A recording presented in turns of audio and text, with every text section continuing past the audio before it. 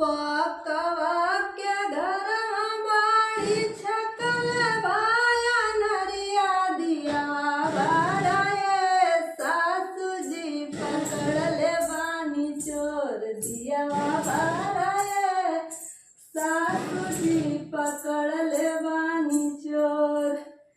सासू जी आईनी दिया बरनी होई गई नया जोर।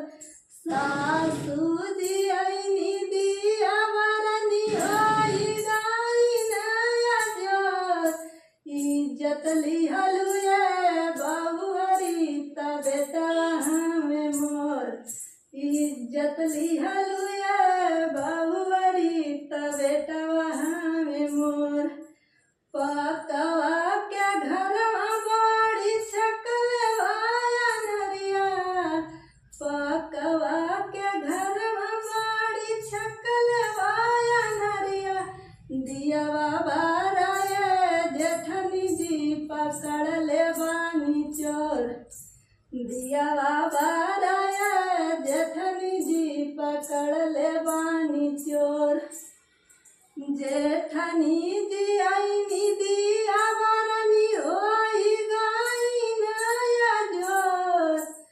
जेठनी जी आईनी दिया बरनी होई गई नया जोर।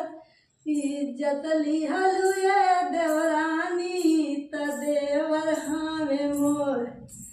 इज्जत लिहलुए देवरानी त देवर हमें मोर। पकवा के घरवा बाड़ी छकल भाया नरिया। पकवा के घरवा बाड़ी छकल भाया नरिया दियावा बाराए ननदा पकड़ले बानी चोर। दियावा बाराए ननदा पकड़ले बानी चोर। ननदा जी आईनी दिया बरनी होई गई नया जोर। ननदा जी आईनी दिया बरनी होई गई नया जोर। इज्जत लिहलुए भाभी त भैया हमें मोर। इज्जत लिहलुए भाभी त भैया हमें मोर।